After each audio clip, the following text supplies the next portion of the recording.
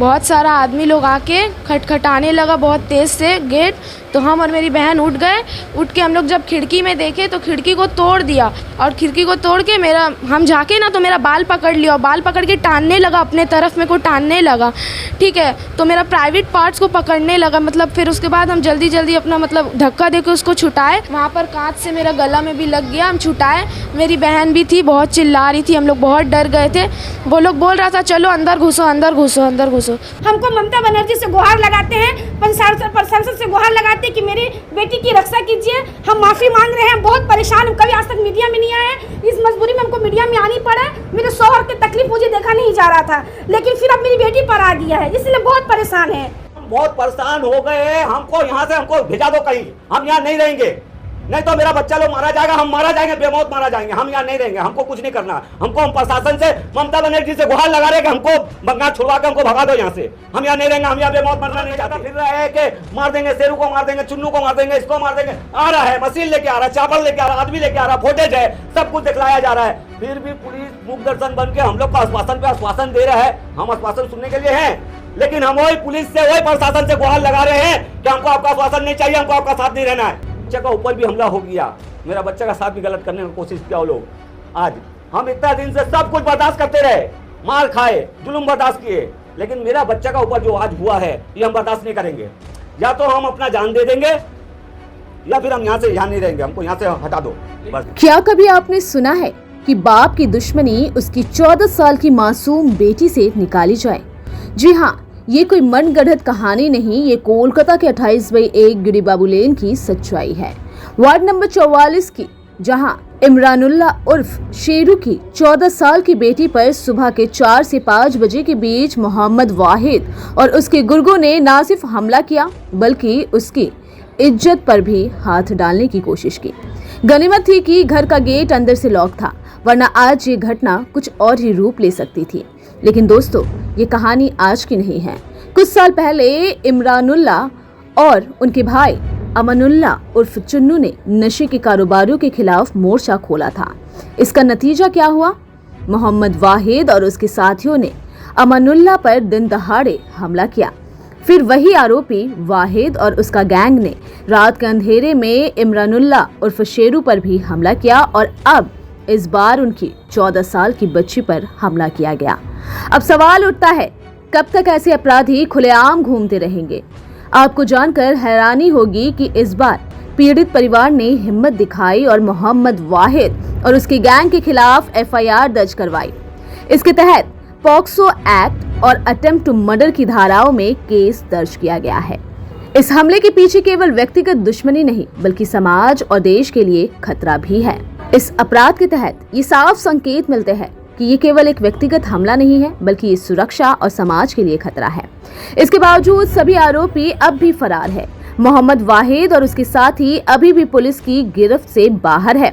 चाहे कोई भी शिकायत दर्ज हो या आरोपियों के खिलाफ कार्रवाई की जाए, आखिरकार इन अपराधियों को कब तक बचाया जाएगा? इस मामले में सख्त जांच होनी चाहिए। IPC की धारा 354, धारा 307, पॉक्सो एक्ट की धारा 6 और BNS के तहत सही कार्रवाई की जानी चाहिए। अगर यही जांच सही से की जाती है तो शायद इन अपराधियों के खिलाफ जल्द से जल्द कार्रवाई हो सकेगी। क्या अब मोहम्मद वाहिद और उसके गैंग को कानून का सामना करना पड़ेगा, या फिर ये एक और घटना बनकर रह जाएगी जिसे कोई कार्रवाई ना हो? पीड़ित परिवार ने अब तक जितनी भी बार शिकायत की है उसका क्या असर हुआ? क्यों इन अपराधियों के खिलाफ कोई ठोस कदम नहीं उठाया जा रहा है? तो सवाल ये है, क्या बऊ बाजार पुलिस जल्द ही इन आरोपियों को गिरफ्तार करेगी? दोस्तों, अब सुनते हैं उस बच्ची और उसके माता पिता का दर्द। क्या अब वो कभी सामान्य जीवन जी पाएंगे? क्या उन्हें इंसाफ मिलेगा? हम लोग का घर बहुत छोटा है। हम लोग ऑफिस में आके हम और मेरी बहन सोए हुए थे, तो बहुत सारा आदमी लोग आके खटखटाने लगा बहुत तेज़ से गेट। तो हम और मेरी बहन उठ गए।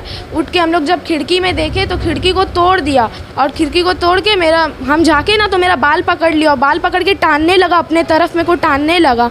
ठीक है, तो मेरा प्राइवेट पार्ट्स को पकड़ने लगा। मतलब फिर उसके बाद हम जल्दी जल्दी अपना मतलब धक्का दे के उसको छुटाए, और फिर वही में मेरा गला में भी लग गया। वहाँ पर कांच से मेरा गला में भी लग गया, हम छुटाए। मेरी बहन भी थी, बहुत चिल्ला रही थी, हम लोग बहुत डर गए थे। वो लोग बोल रहा था चलो अंदर घुसो, अंदर घुसो, अंदर घुसो। हम लोग बहुत डर गए थे। फ़ोन था मेरे पास, हम और मेरी बहन बाथरूम में घुस गए थे। फ़ोन मम्मी पापा को फ़ोन की, मम्मी पापा लोग आए तो वो लोग भाग गया था। रात का 4:30 बजे का वाक़या है और भोर का, सुबह भोर का 4:30 बजे। 7 आदमी लोग था और उसमें से एक आदमी को हम पहचानते हैं, वाहिद, जो मेरा बाल पकड़ा हुआ था, उसको हम पहचानते हैं। अपने तरफ हमको खींच रहा था, हमको अपने तरफ खींच रहा था बहुत हमको। और फिर उसके बाद वो लोग अंदर आने का कोशिश भी किया तो हम पापा को फ़ोन लगाए तो वो लोग भागा। गेट लॉक था, गेट वो लोग बहुत ठक-ठकाए लेकिन हम खोले नहीं।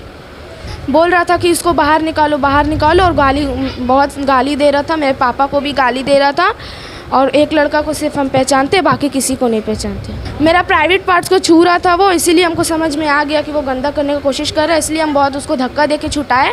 अंदर आने का भी कोशिश कर रहा था लेकिन हम और मेरी बहन जब पापा को फ़ोन किए तब वो लोग भाग गया था। डर लग रहा है हमको, बहुत ही डर लग रहा है, बहुत डर लग रहा है। कि पुलिस के पास भी गए, पुलिस को भी जाके हम लोग बोले थे, बहुत डर लग रहा है हमको।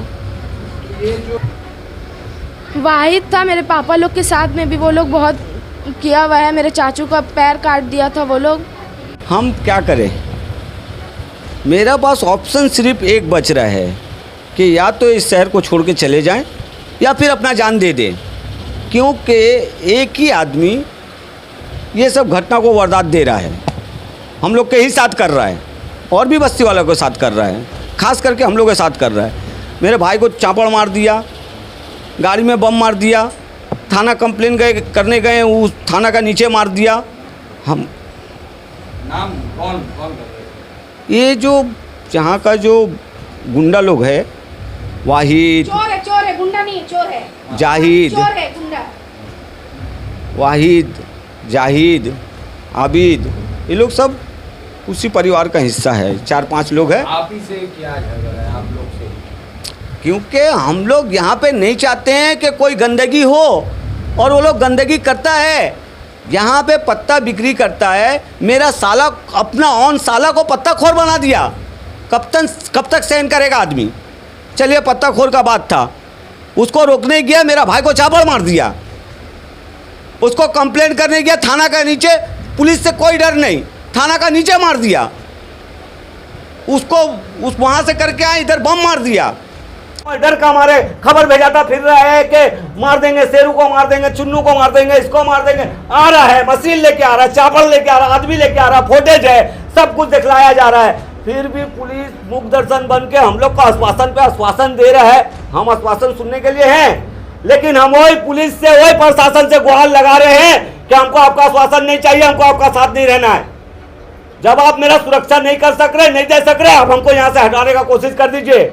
और हम कहीं जाने का लायक भी नहीं है, इसलिए कि 2 साल से हम बैठे हुए हैं काम धंधा ठप करके। मेरी बीवी काम करती है, जाती है, बोलती है हमको कि आप बैठिए, नहीं तो आप बाहर जाइएगा तो वो लोग मार देगा। हम काम कर रहे हैं, सोचिए मेरा दिल में क्या गुजर रहा है। आज यहाँ तक मेरा बच्चा का ऊपर भी हमला हो गया, मेरा बच्चा का साथ भी गलत करने की कोशिश किया वो लोग। आज हम इतना दिन से सब कुछ बर्दाश्त करते रहे, मार खाए, जुल्म बर्दाश्त किए, लेकिन मेरा बच्चा का ऊपर जो आज हुआ है ये हम बर्दाश्त नहीं करेंगे।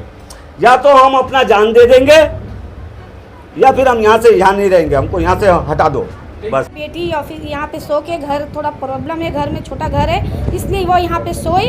उसके बाद रात में करीब 4 बजे भोर को वो मेरी बेटी मतलब गेट पीटा, पीटने के बाद मेरी बेटी उठी, उठने के बाद वो गेट को तोड़ के मेरी बेटी, ये देखिए ये गेट है, इसको हाथ मार के तोड़ा खिड़की। ये खिड़की टूटने के बाद उसको बाल पकड़ के खींचा बाहर, वो खिंचाई। उसके बाद उसको प्राइवेट पार्ट में हाथ लगाने मतलब खींचने की कोशिश करने लगा। वो जल्दी से बाथरूम के अंदर चले गए। उसके बाद हमको मम्मी फ़ोन करके बोली मम्मी जल्दी आइए, यहाँ कोई आया है लड़का लोग। जब तक हम इसके पापा को फ़ोन करें जल्दी चली, जब तक आते आते वो भाग गया। कौन थे वो जाहिद का बेटा वाहिद था और कुछ लड़का 6-7 लड़का था। उसको तो हम लोग नहीं पाते, तो हम लोग देखे नहीं, मेरी बेटी देखी, हम लोग पहचानते भी नहीं है उसको।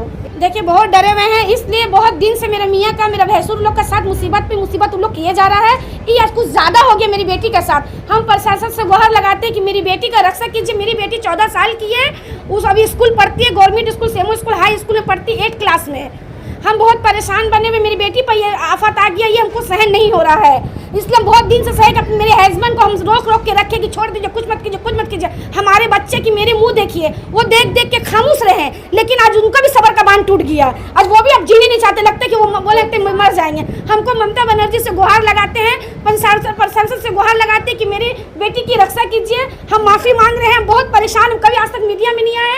इस मजबूरी में हमको मीडिया में आनी पड़ा। मेरे शौहर की तकलीफ मुझे देखा नहीं जा रहा था, लेकिन फिर अब मेरी बेटी पर आ गया है, इसलिए बहुत परेशान है। आज मेरे पूरा मोहल्ला टोला के आदमी लोग भी परेशान बने हुए हैं। उन लोग भी बोल रहे हैं कि नहीं ऐसा बहुत गलत काम कर दिया। उन लोग भी डरे हुए, हम लोग भी डरे हुए। हमारे घर बहुत छोटे हैं। ये बगल में बच्ची मेरी सोने की आई, हम देखिए बैग रखा हुआ है, पढ़ती है, एग्जाम दे के आई है, स्कूल बैठ के पढ़ती पढ़ाई करती है मेरी बेटी, देख लीजिए आप। अब वो पढ़ते सो गई, उसके बाद वो बदतमीजी लेके, ये बदतमीजी हालत में उसको ऐसा गलत बात सोचने लगा। बहुत हम परेशान हैं, आप लोग से इंसाफ दीजिए हमको। प्रशासन से गुहार लगा रहे कि इंसाफ दीजिए। बहुत बार वो लोग कर चुका है गलती, पर ही कुछ ज़्यादा ही गलती कर रहा है।